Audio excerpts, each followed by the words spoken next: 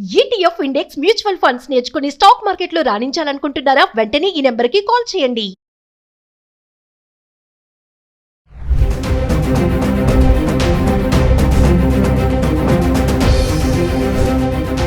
నమస్తే, welcome back to Suman TV. ప్రస్తుతం మనతో పాటు ఉన్నారు అనలిస్ట్ మందడి కృష్ణారెడ్డి గారు. నమస్తే సార్. నమస్తే అమ్మా. సార్, నిమిషప్రియ MN లో మన భారతీయ మహిళ నిమిషప్రియకి ఉరిశిక్ష అది రద్దు చేయడము, తర్వాత చాలా మంది ప్రయత్నాలు చేయడము, వాయిదా, ఇదంతా మనం చూస్తూనే ఉన్నాం. మరి కొత్తగా ఏంటంటే మృతుడి బ్రదర్ ఎవరైతే ఉన్నారో క్షమాపణ అయితే లేదు, ఖచ్చితంగా ఉరిశిక్ష వేయాల్సిందని చెప్పేసి అటార్నీ జనరల్కి ఒక లెటర్ రాయడం అయితే జరిగింది. అంటే ఇప్పుడు నిమిషప్రియ ముందున్నటువంటి అవకాశాలన్నీ కూడా తగ్గిపోతున్నాయని అనుకోవచ్చు అంటారా? మీ అనాలిసిస్లో ఏం చెప్తారు సార్? అదే అనుమానం అయితే కలుగుతోంది ఒక రకంగా. ఆ మధ్య మనం అనుకున్న ప్రకారంగా భారతదేశం నుంచి ఒకరు అబూబకర్ అనేటువంటి మత ప్రవక్త, ముస్లిం మతానికి సంబంధించిన వ్యక్తి, అక్కడ తనకి ఆ రాజ్యాధినేతకు ఉన్నట్టు యెమెన్ రాజ్యాధినేతకు ఉన్నట్టు సంబంధాలను దృష్టిలో పెట్టుకొని ఆయన మీద ఇన్ఫ్లుయెన్స్ చేసి ఏదో ఒక రకంగా నిమిషప్రియని విడిపించుకొని తీసుకొస్తాడని ఒక నమ్మకాన్ని, విశ్వాసాన్ని కలిగించారు. ఆ తర్వాత కేఏ పాల్ కూడా గతంలో యెమెన్తో ఉన్నటువంటి కొన్ని సంబంధాలను దృష్టిలో పెట్టుకొని తను కూడా అక్కడికి చేరి, ఎందుకంటే క్రిస్టియన్ అమ్మాయి కాబట్టి ఆ వైపు నుంచి కొంత ప్రయత్నాలు చేశాడు. ఆల్మోస్ట్ ఆల్ ఇంకా ఉరిశిక్ష తప్పిపోయింది, వేస్తే కొంత స్వల్పకాలిక శిక్ష వేయొచ్చు అని ఒక మనకు నమ్మకం కలిగేటువంటి పరిస్థితులు క్రియేట్ చేశారు.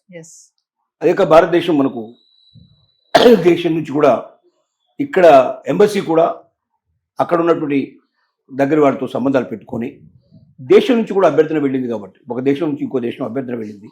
ఏమేమి చాలా చిన్న దేశం, భారతదేశంతో పోలిస్తే చాలా చిన్న దేశం. చిన్న దేశానికి ఇంత పెద్ద దేశం రిక్వెస్ట్ చేసింది కాబట్టి ఖచ్చితంగా వాళ్ళు ఫాలో అవుతారు, మన్నిస్తారు అనే నమ్మకం దాదాపుగా కలిగింది. కొన్ని ఛానల్స్ అయితే ఆల్రెడీ రేపు పొద్దున వచ్చేస్తుంది ఇండియాకు అన్నట్టుగా కూడా చెప్పడం జరిగింది. కానీ మనం కూడా అప్పుడు చెప్పాం, విడుదలై బయటకు వచ్చేదాకా ప్రభుత్వం నుంచి కరెక్ట్గా మనకి ఇన్ఫర్మేషన్ వచ్చేదాకా దాన్ని నమ్మడానికి వీల్లేదని మనం చెప్పాం. ఇప్పుడు జరిగింది కూడా అదే. అంత దగ్గరగా వచ్చింది అనిపించుకునేటువంటి ఇప్పుడు దూరం అయిపోతున్నట్టుగా కనబడుతుంది. కేరళకు సంబంధించిన అమ్మాయి నిమిషప్రియ అక్కడికి యెమెన్కి వెళ్ళింది, అక్కడ నర్సుగా జాయిన్ అయింది. ఆ తర్వాత తను సొంత వ్యాపారం చేయాలని కోరిక కలిగింది ఆమెకి.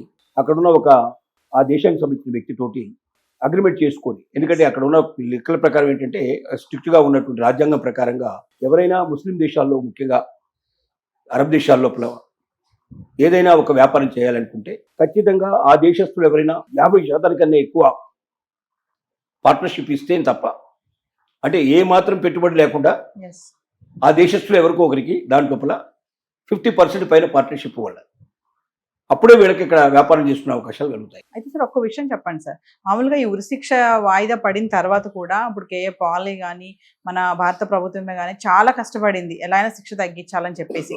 మరి ఇప్పటి వరకు అలా అనుకున్న టైంలో ఈ ట్విస్ట్ ఏంటి సార్? మళ్ళీ లెటర్ రాయడము, వాళ్ళ బ్రదర్ బ్లడ్ మనీకి కూడా మేమేం ఒప్పుకోము, మాకు బ్లడ్ మనీ వద్దు, ఏమొద్దు, క్షమించమేమని చెప్పేసి మళ్ళీ లెటర్ రాయడం కూడా జరిగింది. ఈ ట్విస్ట్ ఎందుకు అంటారు? మళ్ళీ ట్విస్ట్ ఎందుకంటే ఒకటే జ్ఞాపకం పెట్టుకోవాలి, అక్కడ రాజు తెలుసుకున్నా, అక్కడ ఈవెన్ కోర్టు తెలుసుకున్నా, ఎవరు తెలుసుకున్నా కుటుంబ సభ్యులు ఒప్పుకుంటే తప్ప సాధ్యం కాదు.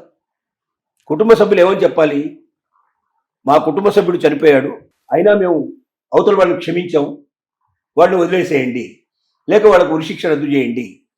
ఏదైనా అక్కడ చెప్పాల్సింది ఎవరైతే కోల్పోయారో, మృతుడికి సంబంధించినటువంటి హత్య గావించబడినటువంటి ఆ కుటుంబం పెద్దలు ఎవరున్నారో వాళ్ళు చెప్పాలి.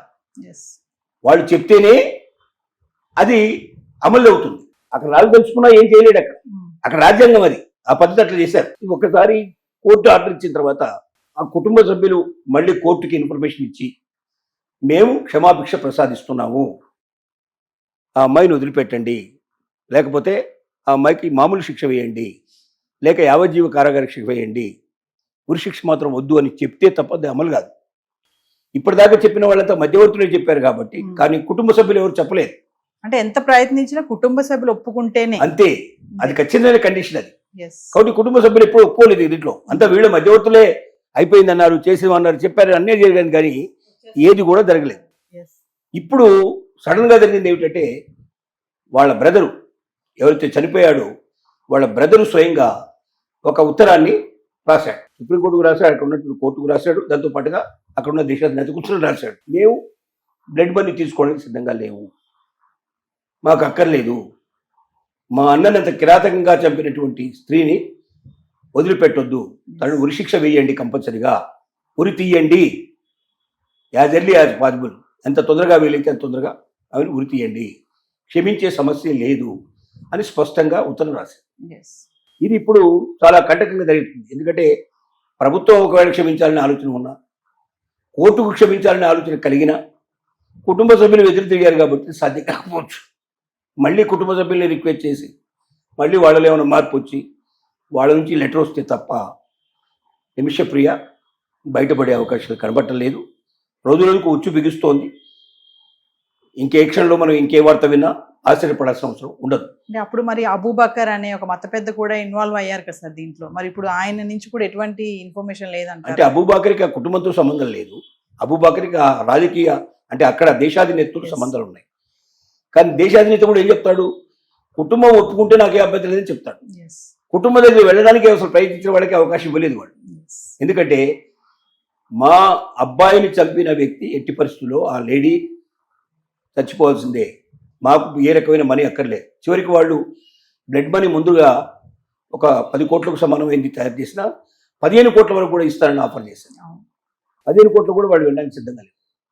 అంటే డబ్బు ఎక్కువ తీసుకొస్తే ఒప్పుకుంటామని మాత్రం లేరు వాడు. మా ఇంటి అబ్బాయిని చంపేసినటువంటి వ్యక్తులు వాళ్ళు ఎవరైనా సరే మిగలడానికి వీలు లేదు. వాడు ఖచ్చితంగా ఆవిడకు ఉరిశిక్ష పడాల్సిందే, ఇంకొక మార్గం లేదని చెప్తూ వచ్చారు. కాబట్టి ఇప్పుడున్న పరిస్థితుల్లో ఏ క్షణంలో ఏం జరుగుతుందో మనకు తెలియదు. ఎప్పుడైతే కుటుంబ సభ్యుడు ఉత్తరం వచ్చిందో అది చాలా ఘాటైన ఉత్తరం, దానికి ఎవరు కూడా ఏమీ అనడానికి వీలుపడదు. ఇక సుప్రీంకోర్టు ముందున్నది ఒకటే ఒకటి దారి, ఆమె ఉరిశిక్ష తొందరగా అమలు చేయాలని చెప్పడమే. ఏదైనా అద్భుతాలు జరిగితే తప్ప, చివరి నిమిషాల్లో ఏదైనా జరిగితే తప్ప మనకు ఉరి తీశారన్నటువంటి వార్త వచ్చినా ఆశ్చర్యపడాల్సిన అవసరం లేదు. అంటే ముందున్నటువంటి అవకాశాలు అన్ని కూడా ఇంకా తగ్గిపోతున్నాయని అనుకోవచ్చు. పోయినాయి, తగ్గిపోయాయి, అసలు ఇంకేమి లేవు, ముందర అవకాశాలు లేవు. అది పరిస్థితి. ఎండింగ్ లో మీరు అన్నట్టుగా ఏమైనా ఫ్యామిలీ మెంబర్స్ వచ్చి ఆపితే ఆపడమే, లేదంటే లేదు, మార్గం లేదు. మార్గం లేదు. Thank you sir.